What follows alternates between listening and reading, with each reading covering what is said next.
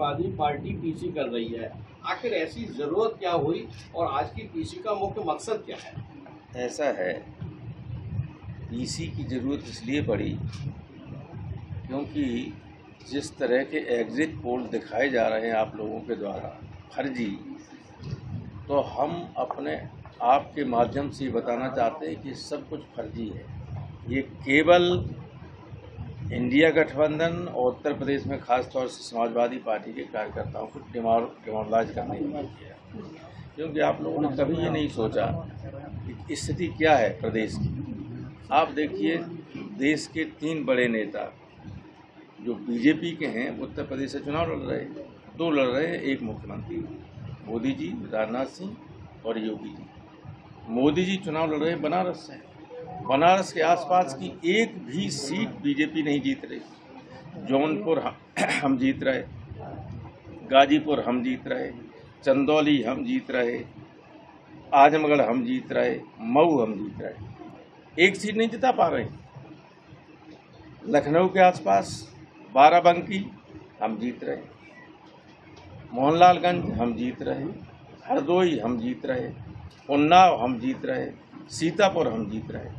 कौन सी सीट हैं जो नेताओं के आसपास भी प्रभाव वाली जीत पा रहे? एक भी नहीं जीत रहे। गोरखपुर बाबा जी मुख्यमंत्री के, गोरखपुर से लगी हुई जितनी सीटें, गोरखपुर की जिले की ही बांसगांव, गोरखपुर जिले से कटा महाराजगंज है, सीट है पार्लियामेंट्री कॉन्स्टिट्यूंसी, संत कबीर नगर है, वहाँ आगे चले जाइए डुमरियागंज है, फिर बस्ती चले जाइए, सब बाबा का अधिकार क्षेत्र।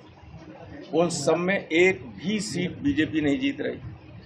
फिर ये जो एग्जिट पोल करने वाले हैं कैसी मनगढ़ंत बातें करते हैं। कोई यहाँ तक कि मैंने तो देखा कि उसमें देखा कि साथ निरहुआ का पलड़ा भारी। हम जानते हैं 5 विधानसभा में आजमगढ़ में कम से कम 40-40 हज़ार वोट से हार रहा है निरहुआ, 2 लाख वोट से।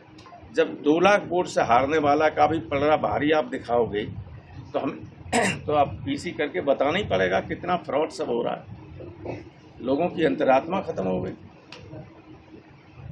और सब प्रशासन पर दबाव डालने के लिए कोशिश कर रहे हैं। हालांकि प्रशासन आमतौर पर निष्पक्ष ही रहता है और हमें उम्मीद है फिरोजाबाद में भी और आसपास के जिलों में प्रशासन की तरफ से कोई गड़बड़ी नहीं होगी। गड़बड़ी करने वाले यहाँ से तो हट गए, एक आध और बचे हुए, अगर वो गड़बड़ी करेंगे तो उसके लिए प्रशासन जिम्मेदार होगा। तो समाजवादी दिखाई दे रही है, समाजवादी पार्टी और इंडिया गठबंधन कम से कम 60 सीटें जीत रहा है, एक कम नहीं। लिख लीजिए आप, कल शाम को देख लेना। फिर इंडिया गठबंधन का नेता कौन होगा? वो नेता तो चुनाव के बाद, कल के बाद अपने आप तय हो जाएगा, उसमें कोई समस्या नहीं। वो आपका सरदर्द नहीं, वो 1 घंटे के अंदर सब हो जाएगा, कोई प्रॉब्लम नहीं आएगी। बीजेपी वाले यही तो सोच रहे हैं कि प्रॉब्लम आएगी, नहीं आएगी। तय हो चुका है पहले, सब कुछ तय नहीं हो चुका लेकिन तय हो जाएगा।